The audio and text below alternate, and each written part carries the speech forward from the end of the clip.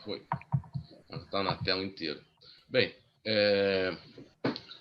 estamos iniciando mais uma vez mais uma lição, né? Nossa, dentro desse material do Sproul, né? Que é Verdades Essenciais, que é o nosso livrinho, aquele livrinho verde. E estamos avançando nessas doutrinas. Muito, muito bom. Temos aprendido bastante. As lições são curtinhas, não são rápidas. A de hoje também é uma lição bem curtinha, né? Ela tem, sei lá, pode-se dizer 2,5 pontos, não chega nem a 3, mas, assim, é de uma riqueza muito grande, né, para nossa instrução. A gente está na parte 2, né, que é o segundo caderno, está estudando sobre os seres humanos e a queda. A gente está pegando uma sequência de algumas lições dentro disso. Ser humano e a queda são 12 lições, se não me engano, aproximadamente. A gente está caminhando para a metade, né, dessa lição. E hoje a gente vai estudar sobre os demônios, né? Semana passada a gente estudou sobre Satanás, né? E hoje sobre os demônios, né? Já dentro daquela temática da queda. A gente está na lição número 13, né, do segundo caderno. Então, meus amados irmãos, vamos orar pedindo a Deus a orientação dele para o que a gente vai estudar hoje, que a palavra dele venha nos instruir, né, no nosso bate-papo aqui, né, para que nós possamos crescer mais um pouco na graça, no conhecimento do nosso Deus. Vou pedir à nossa irmã Francis que ore a Deus para que ele nos abençoe no estudo dessa manhã. Senhor Deus, nós te agradecemos pela oportunidade de aprender mais da tua santa palavra. Te agradecemos a oportunidade, Senhor, de ter o material, de ter recursos, de ter tecnologia ao teu serviço, Senhor, para que nós possamos crescer no entendimento da tua lei, da tua palavra, Senhor, e do teu amor. Obrigado por cada um aqui disponível, Senhor. Obrigado por aqueles que não estão aqui conosco, mas ainda vão entrar. Obrigado, Senhor, porque hoje é um dia também que agradecemos pela vida dos nossos pais. Obrigado pela vida de homens tão importantes da nossa vida, Senhor, que nos ensinaram desde cedo, Senhor, a tua santa lei. Obrigado, Senhor, por esse momento. Dá-nos sabedoria, dá-nos entendimento, desvenda os nossos olhos, Senhor. Desvenda, em nome Pai. de Jesus, amém. Amém, amém. Hoje, o nosso texto básico, ele tem esses textos aí, né, de Marcos, capítulo 1, 21 a 28, Lucas 10, 17 a 20, Lucas 11, 14 a 26, 1 Coríntios 10, 14 a 24 e 1 João 4, 1 a 6. Os demais a gente vai ler no decorrer da lição, pelo menos a maioria deles. Mas agora, para início, nós vamos ler só a primeira epístola de João, no capítulo 4, versículo 1 a 6. De Maurício, que leia para a gente. 1 João 4, 1 a 6. Ok. 1 João 4, 1 a 6. Amados, não creiais em todo o espírito, mas provai se os espíritos vêm de Deus, porque já muitos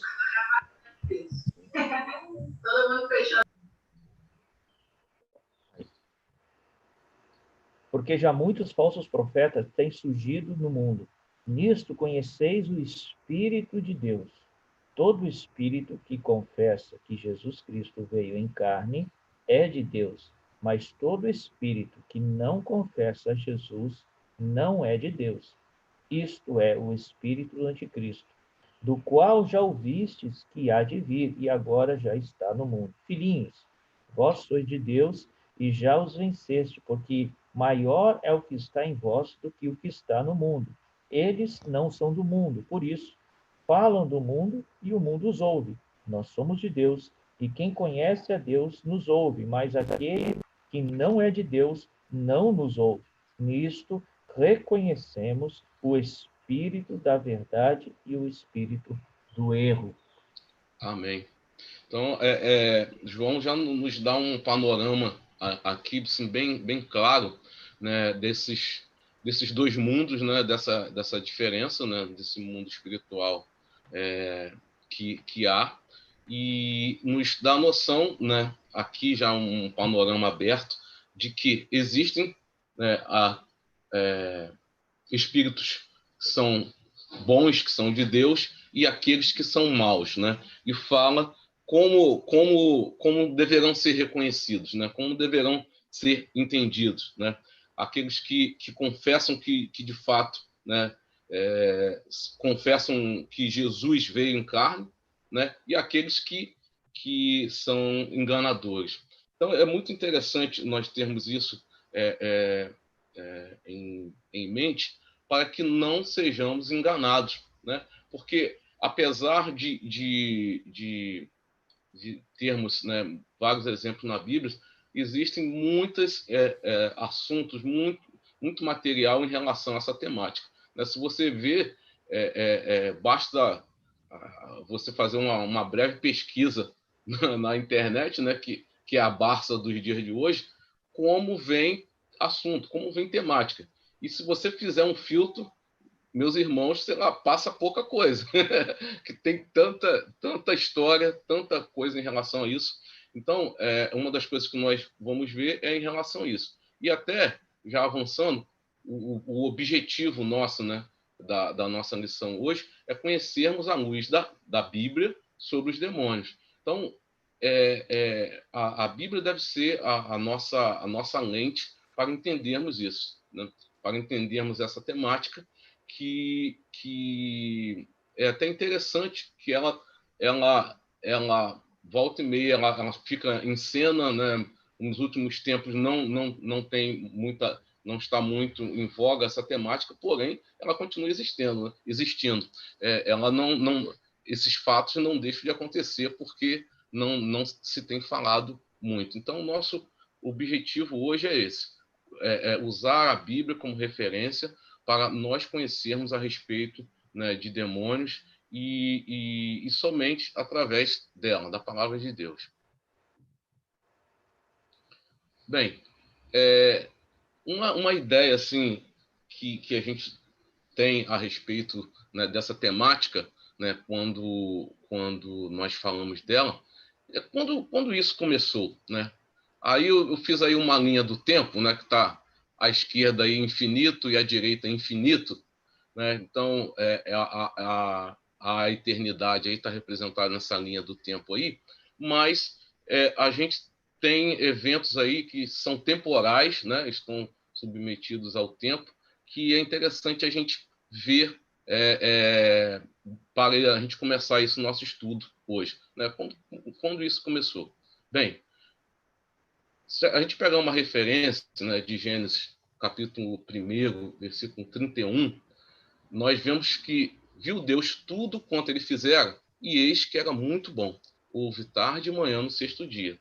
A Gênesis, o finalzinho, né, do capítulo 1 de Gênesis, ele nos dá uma ideia bem clara de como ficaram as coisas, né? Deus criou e eis que tudo era muito bom, né? Aqui, a gente acompanhando a cronologia, né, do texto bíblico, até esse momento não tinha manifestação de nada ruim, do que era mal, né? Até esse momento. Aí, a gente seguindo um pouco mais à frente, nós chegamos a Gênesis capítulo 3. Gênesis capítulo 3, ele descreve ali a queda do homem, né? Até a queda do homem é o título usado, né, para descrever esse texto. Aí sim, né, a gente vê ali a palavra de Deus já falando, né, da serpente, né, da tentação que ela teve com Eva e enredando também Adão, né, e o homem sofre sua queda ali. Então, seria, assim, olhando na Bíblia, né, o primeiro momento que a gente vê a descrição de algo ruim, que é a queda do homem, é o que nós estamos estudando, né? É o tema do nosso estudo. Mas, assim, é interessante a gente avançar. Existem muitos eventos, mas em mais dois eventos que são interessantes em relação a isso. Um está registrado em Gálatas 4:4, né? Que vindo, porém, a plenitude do tempo, Deus enviou o seu filho, nascido de mulher, nascido sob a lei. Então a gente tem a queda lá em Gênesis, capítulo 3, mas a gente tem o que Paulo descreve aos Gálatas como uma plenitude do tempo, né? Quando Jesus ele vem com a sua missão, né, de salvar, a sua missão de redentor, né? Então esse é um evento muito importante e assim, essa nossa lição de hoje, ela bate muito, se a gente pegar os textos, né? Eles estão todos no Novo Testamento. Ela bate muito dentro desse período, né? Como esse momento teve manifestações demoníacas nesse período. E por quê, né? Por que aconteceu tanto nisso, né? Nesse período chamado aí, né, de plenitude do tempo. E, finalmente, lá em Apocalipse 20:10, né, diz o seguinte: o diabo, o sedutor deles, foi lançado para dentro de um lago de fogo e enxofre, onde se encontram não só a besta, como também o falso profeta, e serão atormentados de dia e de noite, pelos séculos dos séculos. Então, se a gente vê essa linha aí completa, né, a gente vai, desde o momento que tudo era bom, e depois a queda, e até com esse desfecho, né, com o mal, né, sendo lançado, né, dentro de um lago de fogo e enxofre. Então, isso é interessante, né, para nós assim, alocarmos, né, o que a gente está estudando dentro da palavra de Deus, né, como isso ocorre, como isso se processa. Bem, meus irmãos, alguma contribuição? Alguém gostaria de falar? Maurício? Não, pode continuar. Assim, e eu gosto também de não estar descrito aqui, mas gostaria de lembrar também um texto muito importante dentro dessa temática, né, que ele poderia ter sido usado aqui, nessa região aqui, né, nesse período, né, se a gente for dizer assim, usando como um cronograma, que é Colossenses capítulo 2, versículo 15, né, que houve uma conclusão, né, dessa missão. Fala que Jesus, né, despojando os principados e potestades, os expôs publicamente ao desprezo, triunfando sobre eles na cruz. Então a gente vê que a ação demoníaca ela tinha uma gana, né, uma intenção muito forte sobre esse momento, né, sobre a vitória de Jesus Cristo, né, sobre a morte, né? E até o texto básico que a gente leu, a gente vê isso, né? Ele teve a vitória sobre a morte, provando isso, sendo ressurreto, ele veio em carne, e após a sua morte de cruz, ele ressuscitou, né? Para a glória de Deus. Então, nós vemos que descrito aqui em Colossenses capítulo 2, versículo 15, nós vemos a grande vitória, né, sobre o mal na cruz, né? A redenção para o homem. Agora, quem são esses seres, né? Esses seres demoníacos, né? O que a palavra de Deus nos fala sobre eles? Então, vamos ver algumas coisas que eles são. Eles são seres sobrenaturais, né? Eles estão fora daqui. Eles não são daqui, desse lugar. Eles estão fora daqui, né? Eles são seres sobrenaturais. Eu posso dizer que hoje a gente está falando sobre anjos. Eu estaria falando alguma coisa errada, né? Não, porque eles são anjos, porém, né, anjos que são anjos caídos, né, dentro do estudo. Então, eles são seres sobrenaturais, não são seres desse mundo, né, e também são criaturas de Deus. Eles foram criados por Deus. Eles não, por isso que dentro daquela linha do tempo ali que a gente fez, eles não são eternos, né? Eterno somente Deus. Eles não são eternos, então estão limitados né, como qualquer outra criatura ao tempo, né? Eles tiveram seu início ali, né? E terão, né, o seu fim, a sua ação terá o seu fim e serão lançados, né, no lago de fogo para toda a eternidade, né, como diz lá o texto que a gente leu.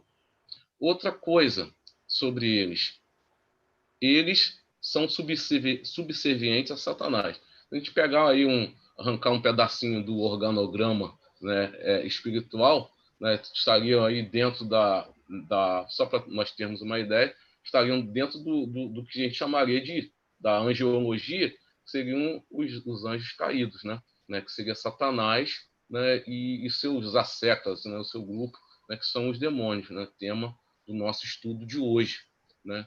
E é interessante a gente passar num texto, Mateus capítulo 25, versículo 41, pedir ao Ricardo que possa ler para a gente, Mateus 25, 31.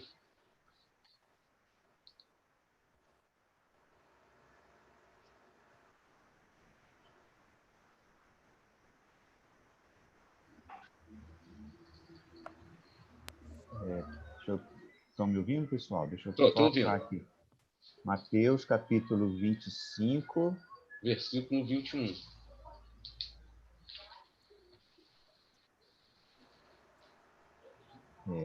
Disse-lhe o Senhor: muito bem, servo bom e fiel.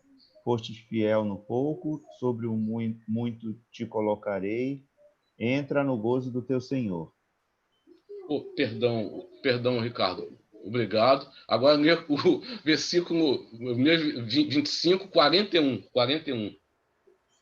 Capítulo 25, Versículo 41. Eu tinha falado 21. 41. Isso. Então, um rei dirá também aos que estiverem à sua esquerda: apartai-vos de mim, malditos, para o fogo eterno, preparado para o diabo e seus anjos. Amém. É interessante, né? A gente está falando aí dentro do grande julgamento, né? Que a palavra de Deus nos mostra essa hierarquia, né? Fala que esse local, né? O fogo eterno, ele foi preparado para o diabo, né? Satanás, que a gente estudou na semana passada, e seus anjos, né? Então, eles são as seclas, né, de Satanás, né, como a palavra nos descreve. E até interessante, né, algum levantamento teológico que às vezes se faz, como é que se deu isso, né? Eles caíram junto. O primeiro foi Satanás, depois os demônios, né? A Bíblia não dá uma referência de que a gente possa dizer, foi um, depois o outro. Mas ela é muito clara de nos mostrar essa hierarquia aqui, né? Essa hierarquia descrita na palavra de Deus. Então, eles são seres sobrenaturais, subservientes, né, a Satanás. Uma outra coisa, eles foram anjos, né? Então, por isso que a gente atribui esse estudo dentro do estudo de angelologia, né? Uma parte dedicada a ele. Tem vários. Eu não sei se no seminário estuda algum momento separadamente, né? Mas se fala de angelologia e tem um estudo da demonologia. Não sei se o Maurício pode dizer isso. O seminário faz algum estudo, dentro de que matéria estaria esses estudos? Isso aí está dentro da teologia sistemática. Dentro da teologia sistemática, né? Quando você vai estudar o ser de Deus, depois você vai estudar o homem, e aí depois você vai estudar a criação de Deus, aquilo que Deus criou, né? Isso está dentro daquilo que Deus criou, né? Dentro da criação de Deus, dentro da teologia sistemática. Ok. Então nós vemos que há um estudo dedicado a isso, né? São seres sobrenaturais, subservientes a Satanás, foram anjos, né? Foram anjos, mas agora não são mais, né? São anjos caídos, né? São denominados, né, demônios. Outra coisa também, eles são mencionados na Bíblia sob o aspecto da possessão, né? Quando a gente vê essa temática na Bíblia, principalmente, né, no Novo Testamento, nós sempre vemos dentro desse aspecto da possessão, que até é muito interessante, né, que você quando vê o aspecto de anjos, né, na Bíblia como um todo, principalmente aí no Antigo Testamento, você vê a aparição, algumas descrições de anjos, né, aparecendo, né, que seriam mensageiros, né, que a palavra é oriunda nesse significado, que eram mensageiros. Você via a manifestação deles aparecendo. Já quando você vê em relação, né, a demônios, né, você vê a descrição deles sempre associada a uma possessão, né? É uma pessoa que foi possuída por eles, né? E até tem uma passagem, né, até que a gente vai passar rapidamente, que aconteceu em Gadara, né? O gadareno, o endemoniado gadareno, né? Que esses demônios foram lançados em porcos, né? Então, a Bíblia sempre, quando nós vemos a sua descrição, a gente vê dessa forma. Semana passada, que a gente estudou sobre Satanás, você vê na tentação de Cristo, né? Quando ele foi tentar a Jesus, e quando a gente leu outro texto que foi na passagem de Jó, né? Quando ele fala de Jó para o Senhor, não há nada ligado à possessão, mas com relação a demônios, a gente vê na palavra de Deus sempre associado à possessão. Avançando um pouco mais, né, sobre eles, quais seriam as suas atividades, né? Que eles fariam? Então, puxando aí, até o Maurício já nos falou da teologia sistemática, lá no livro do Louis Berkhoff, né, ele tem um trecho dedicado à angiologia e fala o seguinte sobre as suas atividades, né? Ele, em contraste aos anjos bons, né, esses seres, né, eles teriam algumas atividades que eles fariam, que em contraste aos anjos, né, que louvam a Deus, né, que bendiz o nome de Deus, eles se prestam para maldizer a Deus, né?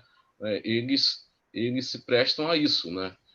Como seres que se rebelaram contra Deus, eles levam as pessoas e fazem exatamente isso. Outra coisa, pelejar contra Deus, né, e o seu ungido, Jesus. Até por isso que nós vimos aquela questão da plenitude do tempo, né, falando sobre a plenitude do tempo, que ele vier com essa função, porque os demônios, eles não têm ação nenhuma, né, sobre Deus, né?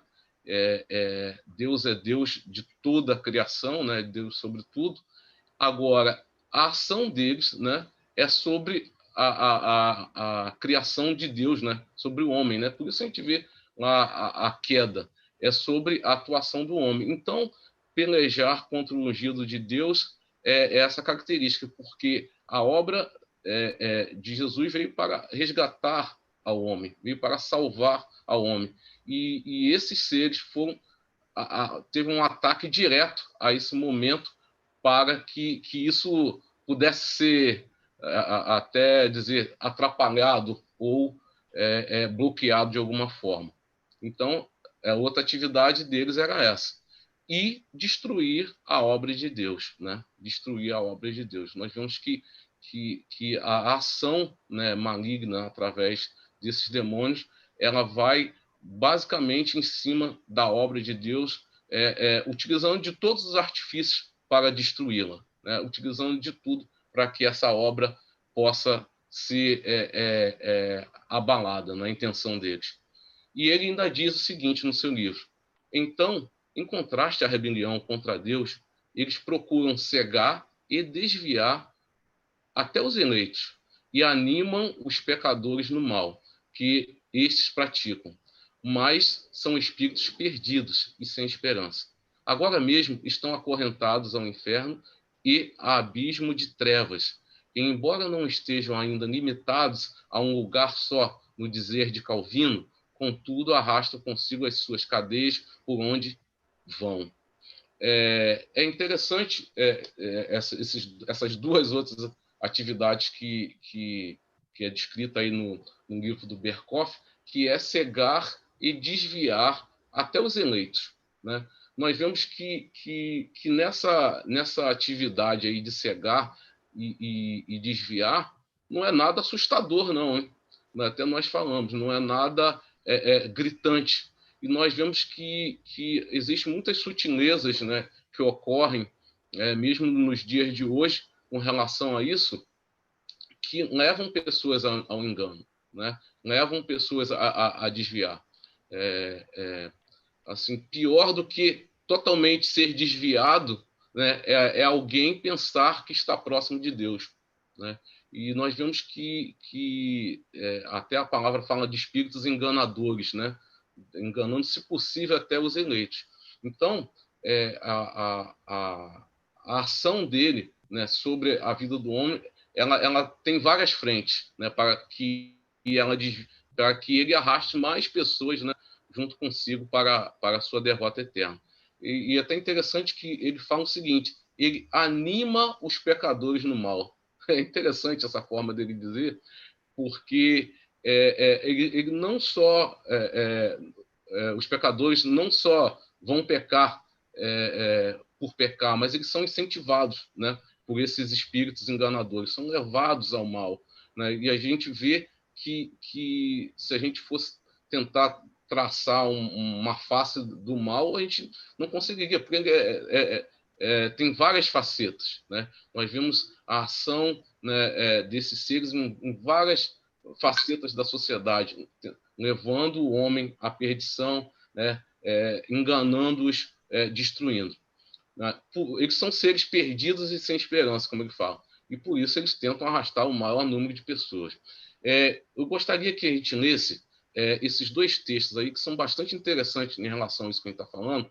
Está na segunda carta de Pedro, capítulo 2, versículo 4. Vou pedir ao Ricardo que leia. E deixa eu ver, que a gente já tem mais aqui.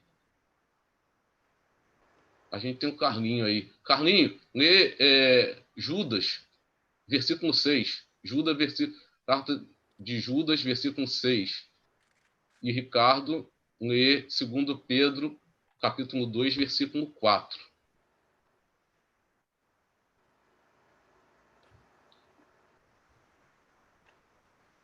Eu estou preparado. Tá. Ele primeiro, né? O Ricardo. Ricardo... Desculpa, pessoal, meu áudio estava fechado. Eu já li 2 vezes aqui o texto. Vai ter que ler mais uma, Ricardo. A gente quer saber. Segunda carta de Pedro, capítulo 2. Ora, se Deus não poupou anjos quando pecaram, antes, precipitando-os no inferno, os entregou a abismo de trevas, reservando-os para juízo. E Judas 1:6. Judas 6 diz assim: eu anjo os que não guardaram o seu estado original, mas abandonaram o seu próprio domicílio. Ele tem guardado sobre trevas em algemas eternas, para o juízo do grande dia. Imagine o desespero desses seres, porque é algo decretado, né? É algo decretado. Você está esperando o momento, né? Mal comparando aquelas pessoas que estão no corredor da morte, elas já sabem, a condenação já está decretada para eles.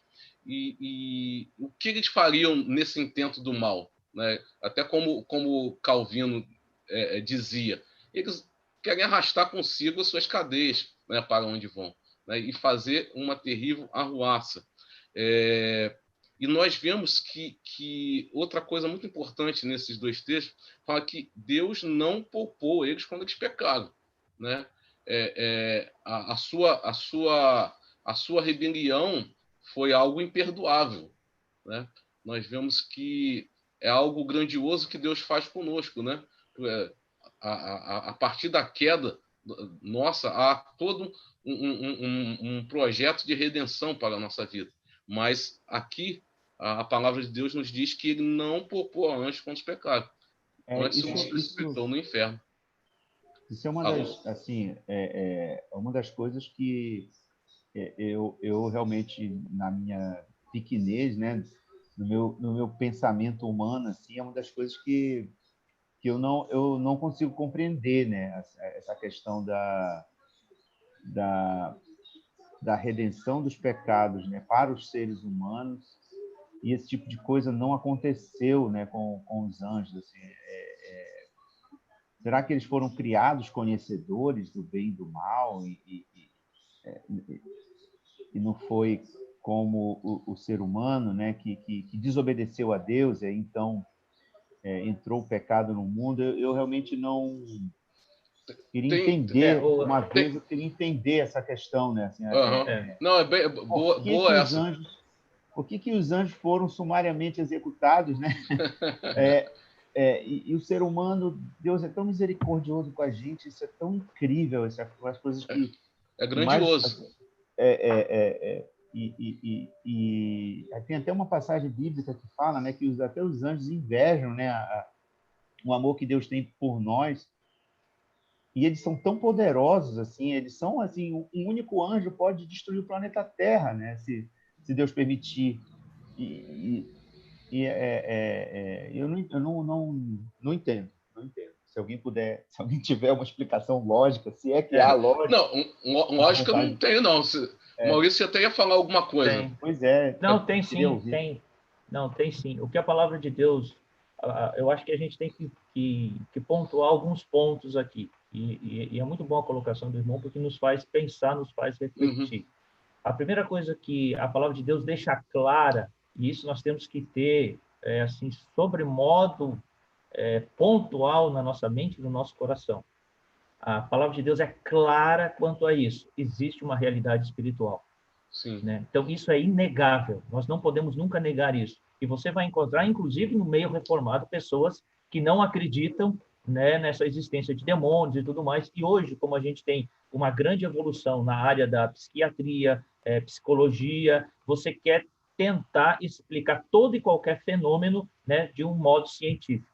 Então, a primeira coisa que a gente precisa entender é a clareza da palavra de Deus quanto à realidade espiritual, né? Então, existe um mundo espiritual e existe um mundo espiritual caído, né? Então, isso é claro na palavra de Deus. Primeiro ponto. O segundo ponto que aí nós temos que refletir muito é a questão do mal, né? Porque quando você vai falar para um crente, para um cristão, normalmente nós, membros de igreja, sobre a questão do mal, a gente normalmente nos remete ao Éden, né? O homem pecou e depois que pecou, o mal blá, blá, blá, caiu, né? O homem caiu e aí toda a consequência aconteceu. Não, tudo bem, o homem caiu e aconteceu muita coisa. Mas para refletir. O mal, ele nasceu antes do homem cair. O mal não nasceu quando o homem pecou. Quando o homem pecou, o mal, que é uma coisa muito maior, já existia. Então, não foi o pecado do homem, né, que fez com que o mal nascesse. E aí você vai começar a pensar que houve uma rebelião no céu, né? Houve uma rebelião no céu. Essa rebelião foi ocasionada, né, na presença de Deus. Isso aconteceu na presença de Deus, diante da glória de Deus. E ali nasceu o mal, né? O mal nasceu ali. Então, o que acontece com os anjos? Por que os anjos não têm o mesmo perdão? Porque o mal brotou, digamos assim, no coração de um anjo, né? E aí a gente sabe que isso aconteceu com Satanás. O mal brotou ali e ele deu vazão a esse mal. Ele deu vazão a esse mal. Agora, diferente de eu e você, os anjos, eles tinham plenamente consciência e visão da própria glória de Deus, e nós não temos. Tá? Então, os anjos, eles estavam num outro patamar de reconhecimento, eles, digamos, o mal brotou e eles deram vazão a esse mal diante da glória de Deus, e o homem foi diferente. O homem foi totalmente diferente. O mal, ele não nasceu, digamos, no coração do homem. O homem foi enganado. Se Eva não tivesse sido enganada pela serpente, se o mal tivesse brotado no coração de Eva e ela tivesse dado vazão para esse mal, não caberia salvação a nós, seres humanos. Só nos cabe salvação porque nós, seres humanos, fomos enganados. E aí é que está a grande questão do diabo e a grande questão da Bíblia com relação a ele. O diabo é enganador desde o princípio, e o texto que a gente leu Fala, lá em Alexandre, Apocalipse... tudo bem? E o texto que a gente leu em Apocalipse, capítulo 20, versículo 10, eu até grifei isso, porque eu achei muito interessante o texto que o presbítero leu. Apocalipse 20, 10 diz o seguinte: e o diabo que os enganava foi lançado no lago de fogo e enxofre, onde estão a besta e os falsos profetas. Apocalipse 20, 10. A gente leu. O diabo que os enganava. Então, assim, o que aconteceu com o ser humano? Diferente do que aconteceu com os anjos. Os seres humanos foram enganados, nós fomos enganados, nós não caímos por nós mesmos. Adão e Eva não caiu por si mesmo, ela foi enganada. Por conta desse engano, cabe a ela a redenção. Deus, aí que entra a misericórdia de Deus, aí que entra o plano de Deus para resgatar esse homem que foi enganado. Então, você vê como Deus é justo com relação ao homem e ao diabo? Por que Deus não perdoa o diabo? Porque no coração do diabo nasceu o mal, mas no coração do homem ele foi plantado. No coração do homem ele foi levado a cair, ele foi levado. Agora, preste atenção, o diabo, ele está desde o começo fazendo isso, e essa é a sua obra, ele vai fazer isso até o final. Qual que é a missão do anjo e dos seus anjos? Sempre tentar enganar os eleitos, os escolhidos de Deus, aqueles que Deus quer tomar para si. Né? Não sei se eu ajudei ou se eu atrapalhei aí. Não, ajudou muito, Maurício, ajudou muito. E até colocar dentro daquela linha do tempo que eu fiz, até esclarecer, eu sei que o Maurício não falou, só para pontuar bastante. Assim, eu botei o Gênesis capítulo 3 como sendo a primeira vez que a gente vê. Mas quando a gente vê sobre a rebelião em outros textos, no Apocalipse, realmente tu vê que é algo que aconteceu anteriormente à própria queda. Uma outra coisa interessante, Maurício, Ô, Denilson, só voltando à sua ideia, só para a gente pontuar mais uma vez, o que os teólogos, né, discutem, isso é uma discussão, porque a Bíblia ela não é clara quanto a isso. O que a Bíblia é clara? É muito clara. A Bíblia é muito clara quanto à salvação do homem. Isso é claríssimo, do começo ao final. Mas existem alguns pontos na Bíblia que, assim, fazem a gente pensar, mas ela não é muito clara. O que os teólogos muitas vezes falam, né, muitos teólogos falam isso, é que durante o processo de criação, né, Deus ali está criando o céu, criando as estrelas, no processo de criação, Deus, quando ele... Olha o que acontece. Deus começa a criar o homem, Deus cria o homem, Deus começa um relacionamento com esse homem, e aí a serpente entra. Então, o que parece que dá a entender? Que a partir daquele momento que Deus começou a criar o homem, os anjos no céu viram essa criação, viram esse relacionamento novo brotando entre Deus e uma de suas criaturas, e aí parece que acontece a queda no céu. Entendeu? Então, muitos teólogos fazem essa correlação entre a criação do homem, o relacionamento de Deus com essa nova criatura, e, digamos assim, um ciúme brotando lá no céu. Entendeu? É interessante quando Paulo escreve a Timóteo, na sua primeira carta para ele, capítulo 3, 6, ele fala uma coisa bastante interessante, falando a Timóteo: não seja neófito, para não suceder que se ensoberbeça e incorra na condenação do diabo. Então, alguns até falam que qual seria, assim, qual foi esse mal, né? Qual foi esse mal, né, dele, né? Foi a soberba de querer ser como a Deus, né? A soberba de querer ser maioral, né? O pecado do diabo, a Bíblia é clara quanto a isso, que foi o orgulho. Exatamente. Né? O orgulho. Uma soberba que o destruiu. E avançando, foi muito bom esse ponto agora, deixa eu lembrar aqui. Vamos Denilson, Pois não, Will? Só tirando um gancho com a aula anterior, essa soberba, esse orgulho que foi mencionado aí a respeito de Satanás, a gente lembra da aula da semana passada que a gente falou da tentação. Quando na última tentação, o que Satanás faz com Cristo? Ele diz: tudo isso te darei se prostrado me adorares. Olha só, essa é o desejo maior do coração do diabo, né? Exatamente, o desejo maior do coração do diabo é tomar o lugar de Deus, exatamente isso. É um destruidor.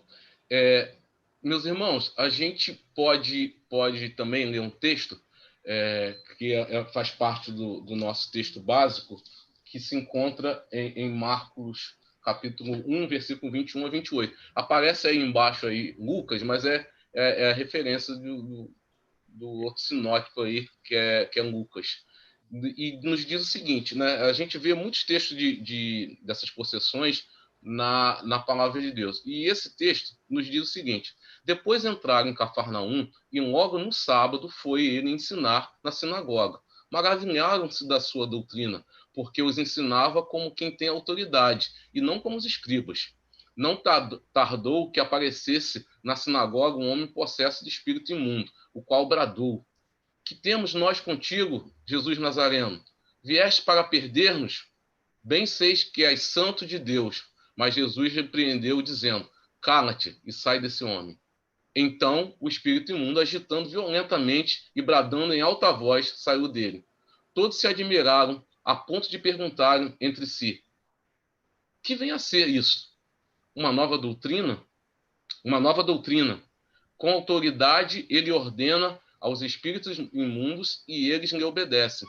Então correu célere a fama de Jesus em todas as direções, por toda a circunvizinhança da Galileia. É interessante que mostra algumas coisas que a gente tinha falado, que era o seguinte, que quando eles falam com Jesus, né, que temos nós contigo, assim, é uma das manifestações na palavra, que é claro que eles o reconhecem, né, a autoridade de Jesus. Jesus é Deus e eles reconhecem, tremem, né, e lhe obedecem.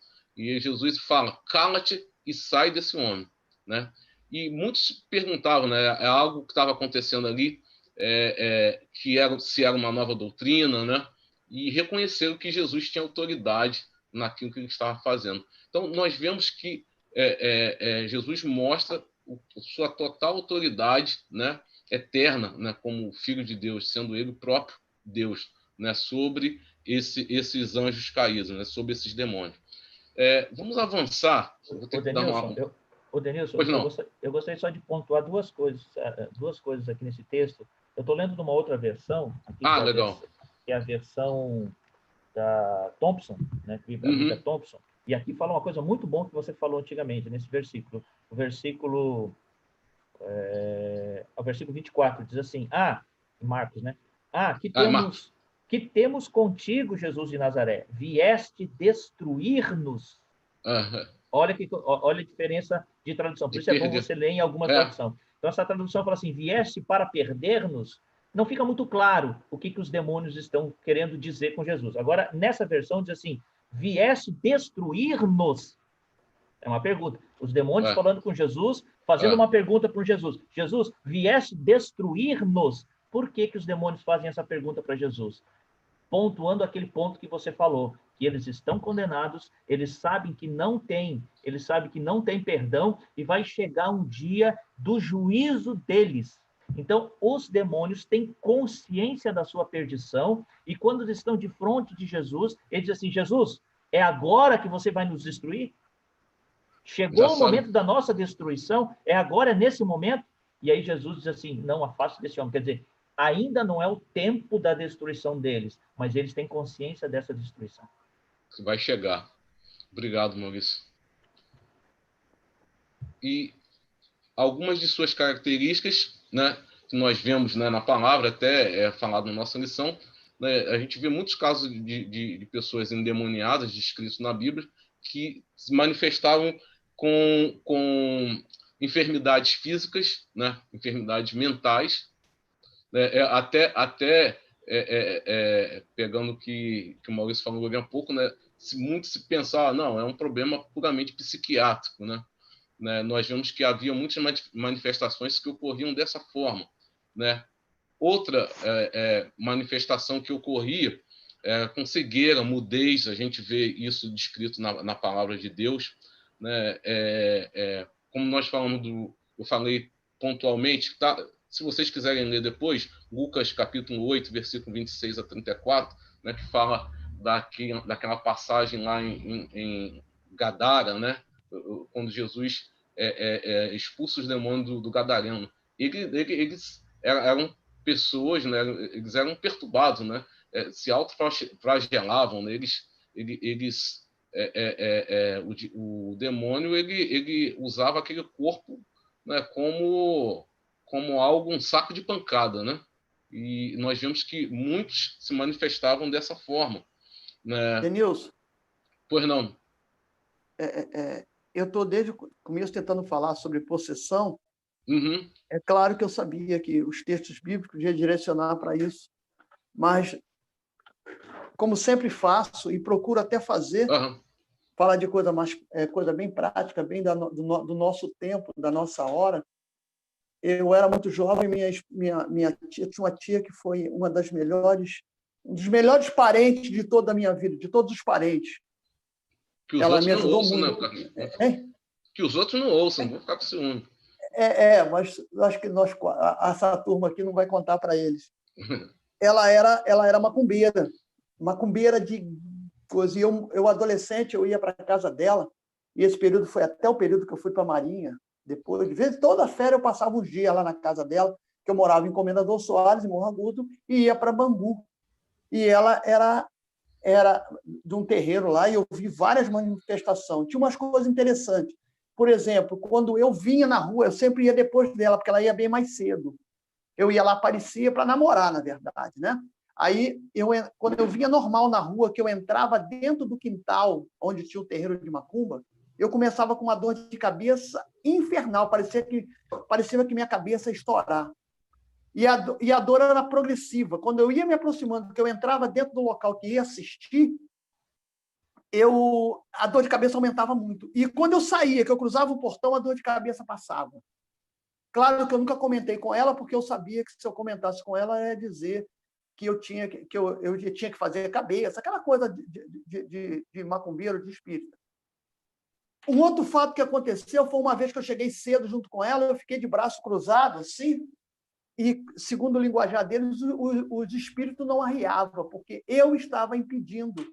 E eu lembro que, nesse dia que eu estava de braço cruzado, me lixando muito, muito menos daquilo, eu não estava com dor de cabeça. E aí eu fui obrigado a desmanchar o braço, e aí os espíritos arriaram, segundo a descrição dele.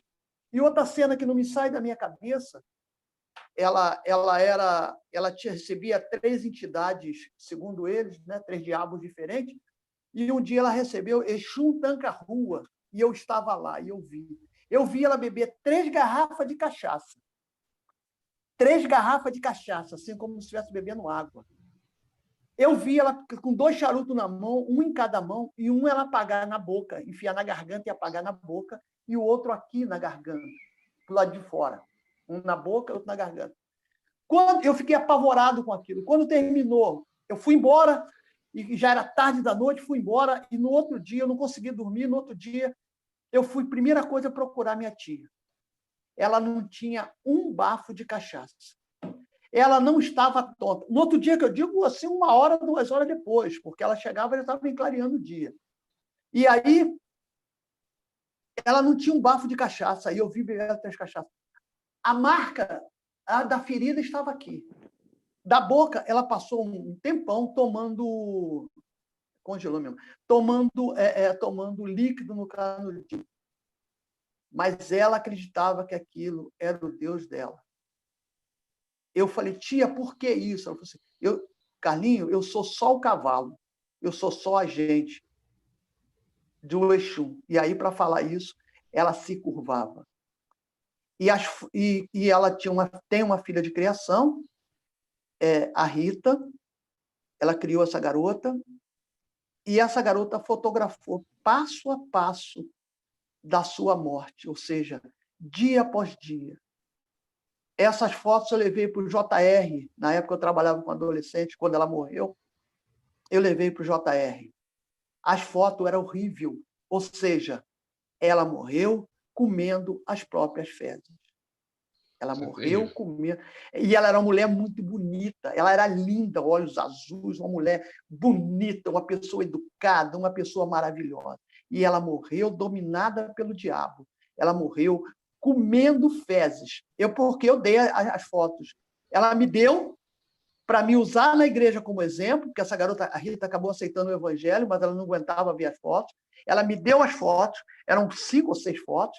Eu levei para o JR, trabalhava com adolescente, ele olhou aquilo, eu contei a história para ele, ele falou assim, Carlinhos, eu acho que a melhor coisa que tem que fazer é jogar isso fora. Porque a gente não pode pensar em falar isso para o adolescente. E aí eu falei, vamos destruir, e nós rasgamos junto aquelas fotos no gabinete dele aí na Igreja do Rio. Então, o diabo dominou a vida dela desde o início até o final. E ela e o marido, que não tinham filho, tinha medo do diabo. Medo, eram dominados. Ele não frequentava, mas ele tinha medo do diabo. E era uma excelente pessoa. Então, ela é a possessão. Desculpa eu ter falado isso, mas eu sei lá, a gente vê isso na prática, que muita gente não vê. Muita gente não percebe que a ação do diabo é muito grande. A possessão dele existe. Isso é um fato. E até o que a sequência agora vai falar um pouco disso. Que, Me desculpa, meu irmão. Não. Pegando um gancho do que você está falando mesmo. Uma das outras características é conhecimento e força superior, né?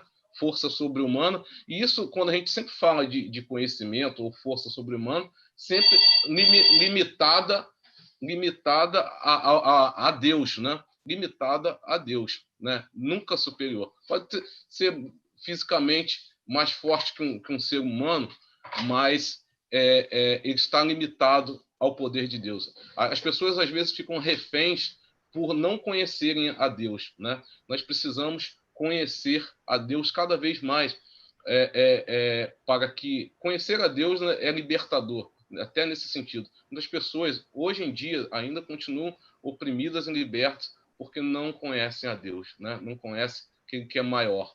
Outra coisa, outras características que eles tinham, que eram de predições, né? Nós vemos 2 passagens assim, bastante conhecidas, uma que fala do Elimas, o mágico, que não era mágico coisa nenhuma, ele ainda se usava o apelido de Bar Jesus, né?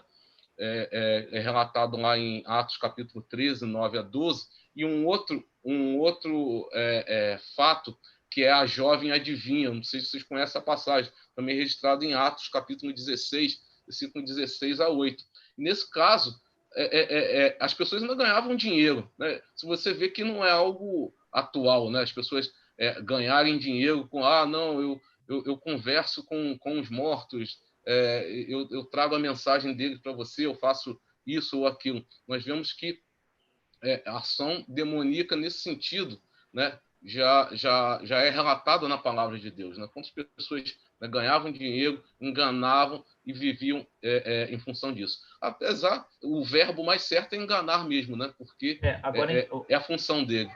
O Denilson, uma coisa muito importante com relação à ação demoníaca, e que a palavra de Deus às vezes nos deixa meio confuso com relação a isso, é que você vai ver nas passagens que aparecem os demônios com Jesus, os demônios falam assim, eu sei quem tu és o Cristo, o Filho de Deus. Pô, mas isso não é verdade? Isso é verdade, né? Por que Jesus mandava eles ficar quietos? Por que Jesus mandava eles calar a boca? Por que Jesus mandava eles parar de falar aquilo? Porque era isso que Jesus estava fazendo. Quando você pega o livro de Marcos, você vai ver que a história de Marcos, né, o Evangelho de Marcos, é Jesus mostrando que ele é o Filho de Deus que veio para morrer pelos nossos pecados. Então, Jesus, como Filho de Deus, é aquilo que o Evangelho de Marcos tenta mostrar. Mas quando os demônios falam isso, tu és o Filho de Deus, Jesus manda eles ficar quietos. Com relação a essa passagem da menina, né, lá que vai atrás de Paulo, e ela vai falando assim, olha, eu sei que vocês são homens de Deus, eu sei que vocês falam coisas de Deus, eu sei que vocês, né, eu sei quem são vocês. e ela é uma menina conhecida. Olha só que uma história interessante. Ela é uma menina conhecida, ela é uma menina que as pessoas, digamos assim, respeitam na cidade. No entanto, Paulo manda ela ficar quieta.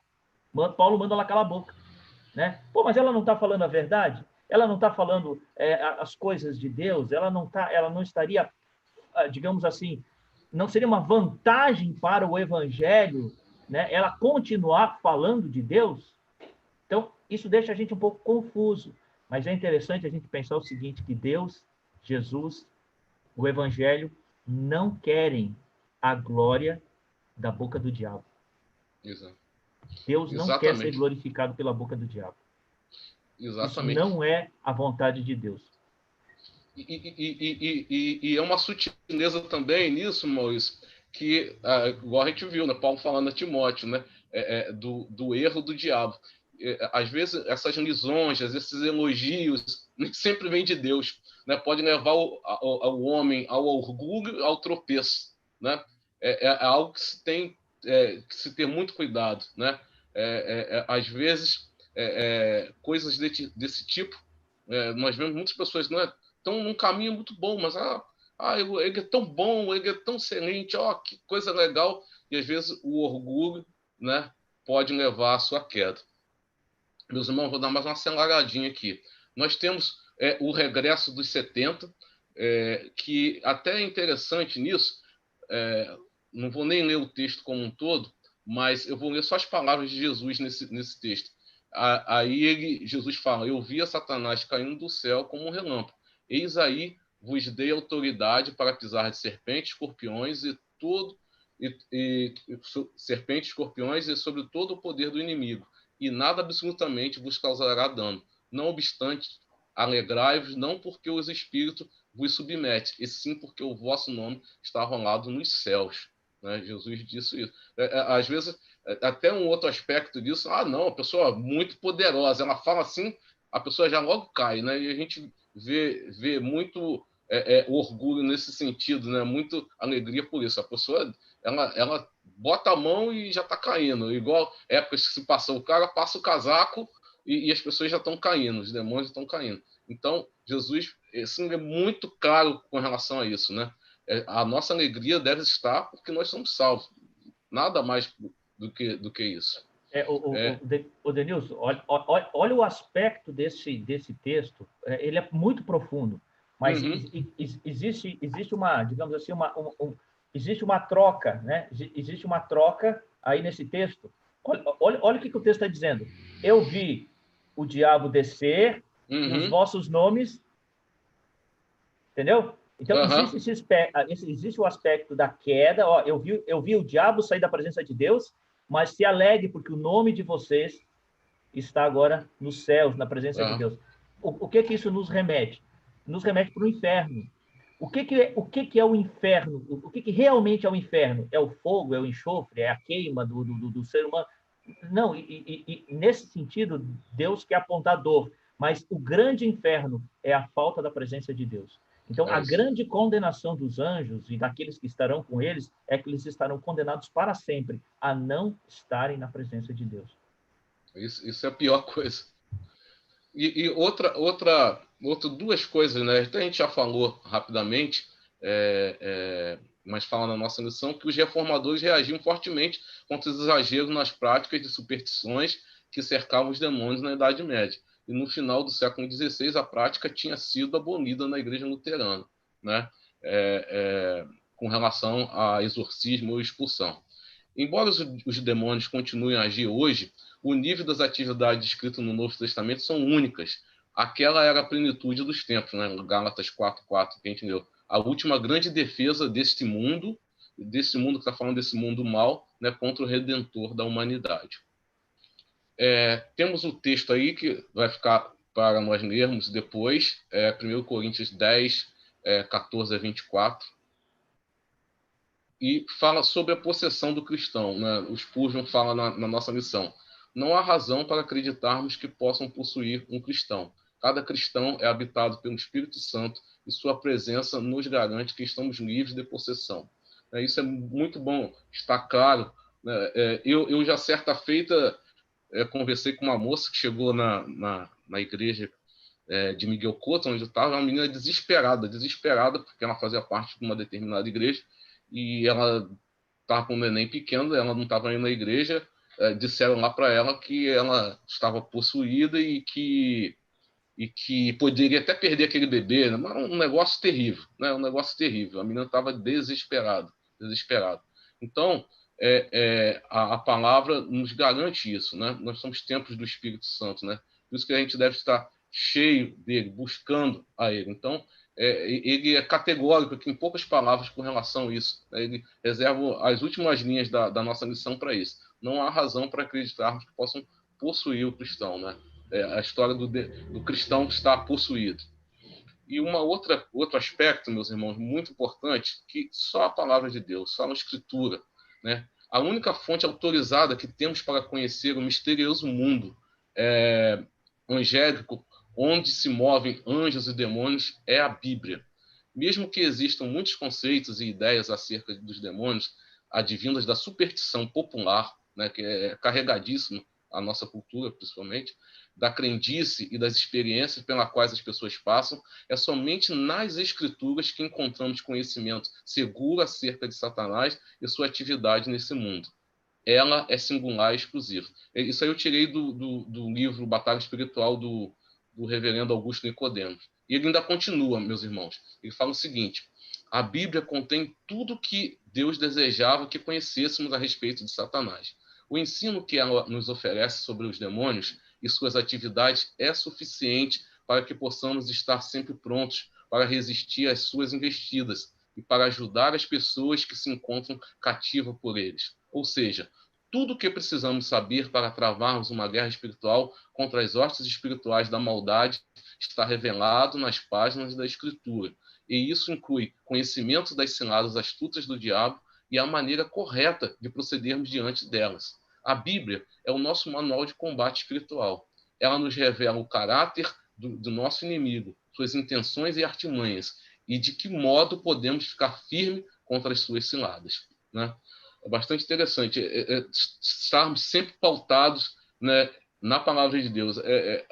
Esse livro dele tem uma parte que fala... Ele fala de alguns livros, né, que falam dessa temática, onde os autores usam como fontes bibliográficas. Por exemplo, fonte bibliográfica, ex-sacerdote do templo espírita tal, não sei o quê, testemunhos contados. Então, aqui há uma coisa categórica, porque a gente precisa saber, está descrito na Bíblia, né? Eu achei muito interessante. Pode falar, Maurício. Não, muita gente dá nome para os demônios, né? Sim. Né? O demônio disso, o demônio daquilo, o demônio daquilo território. Outro. Quais são as territorialistas? Isso. Mas quais são as bases para essa referência? Não existem. Né? São justos. Não, isso aí eles falam lá no livro do Candomblé, não sei o quê. Não, mas isso não é a nossa base de fé. Exatamente. O que a Bíblia nos indica é a autoridade, né? A autoridade bíblica nos aponta como uma realidade espiritual. Existe essa realidade.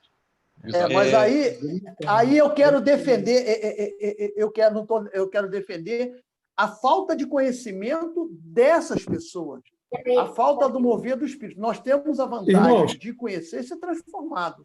Agora, perceber, temos que perceber isso. Nós temos que... Eles estão dentro da realidade deles, a realidade que o próprio diabo acaba fazendo. Eu sei que alguém vai pensar, o cara está defendendo, o Carlinhos está defendendo a ação do diabo. Não é isso. É a falta de conhecimento e a nossa obrigação de mostrar o nosso conhecimento para eles. Entendeu? A realidade é não crermos, não crermos como autoridade para nós o que acontece lá, né? Não temos isso como verdade absoluta. É essa a questão, né? É verdade. Assim, não negamos a realidade, né? Não é negar a realidade. Não, acontece. Isso acontece. Mas o nome do demônio é Exu Tranca-Rua. Não, mas tu tirou isso da onde? Não, é o que eles falam lá. Não, mas a Bíblia não fala disso. É um demônio. Mas é verdade. O nome dele, o que ele faz, o que ele não faz... Exatamente. Assim, porque houve uma prática, né? A gente sabe, né, que é um movimento na verdade, de batalha espiritual, né? Assim, a há uma igreja que explorou muito isso, né, com verdadeiros shows, né? Shows televisivos, né, onde fazia entrevista com o diabo, né, com o demônio, tá na pessoa. É uma verdadeira entrevista. Então, Acho que o Serginho queria falar. Posicionamento rapidinho que eu ia falar a respeito disso é que tem gente que às vezes faz isso na maior das ingenuidades, né? Assim,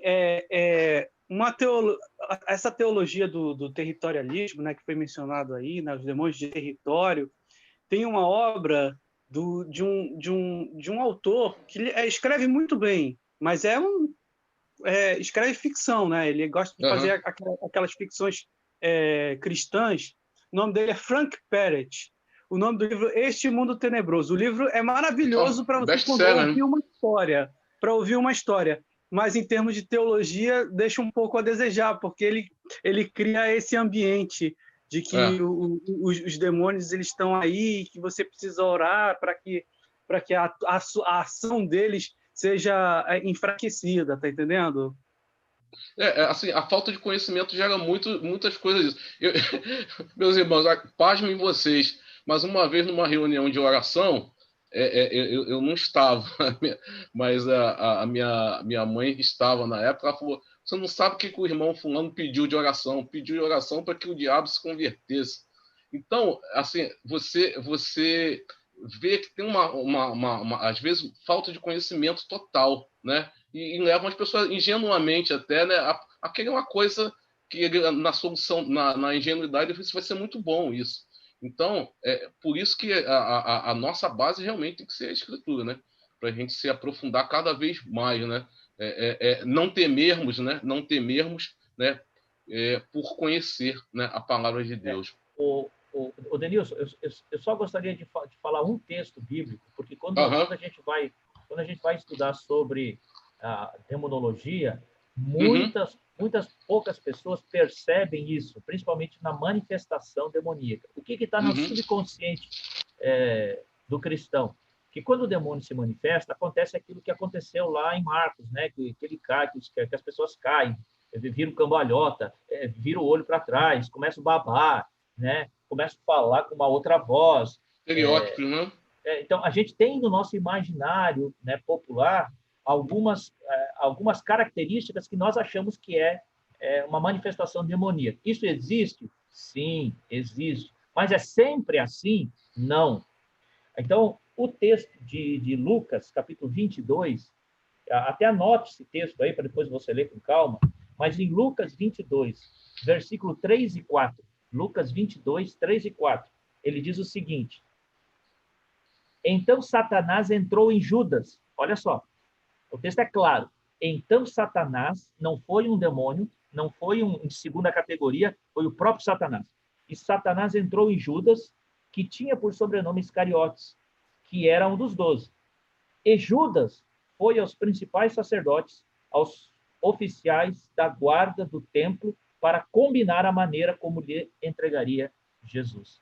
Então, veja só, o que a palavra de Deus é clara. O diabo entrou em Judas, e o que Judas fez? O que Judas fez? Vendeu Jesus. Deu ouvido. Vendeu Jesus. Quer dizer, o diabo entrou na pessoa, ele foi possuído pelo diabo, e ele foi e vendeu Jesus, né? Ele traiu Jesus. Então, veja a que ponto. Só que assim, ele não virou cambota, ele não saiu babando, ele não fez nenhum desses estereótipos. No entanto, ele traiu Jesus. Verdade. Irmãos, indo para o final, que nós estudamos hoje, né? Os demônios são anjos caídos sob o governo de Satanás. Os demônios aparecem com força incomum quando Jesus estava na Terra, né? Os textos que a gente leu. Os demônios não podem possuir um cristão, né? Esses são os 3 tópicos básicos, né, da nossa lição de hoje. Também é bom ressaltar que a Bíblia é o nosso único manual de combate espiritual. Único. E, assim, eu gostaria de passar 2 dicas para os irmãos olharem, 2 dicas de vídeo, depois vocês olharem com calma, que eu gostei bastante deles. Teologia Essencial, número 9, né? Fala de anjos, demônios e Satanás, com o pastor Luiz Saião. É um videozinho de poucos minutos. Eu achei muito interessante sobre esse assunto. Ele dá um panorama geral, assim, em cima dessas 2 últimas lições nossas, que eu achei muito legal, muito interessante. Nós conhecemos, né, o pastor Luiz Saião, a gente teve a oportunidade de bate-papo com ele, né? Foi ano atrasado, né, Maurício? Você trouxe ele aí. 2017, parece que foi ontem. Eita. Não, 2018. 18, né? O tempo voa. É assim, muito interessante. Essa é uma dica que eu dou de vídeo. E uma outra foi uma entrevista, um bate-papo com 3 reverendos. Foi com Augusto Nicodemos, o Leandro Lima e o Weber Campos Júnior, falando sobre o problema, a origem e o problema do mal. É bastante interessante, que eles dão um panorama amplo, né? Como é que teria se originado, né, o mal? Assim, eu dou essa dica para você. São vídeos curtos, um tem 15 minutos, eu acho que o outro tem 20 e poucos, 30 minutos. Muito legal. Depois, quando a gente mandar o nosso vídeo, vocês podem puxar dali, mas o título são esses, se vocês buscarem, vão achar.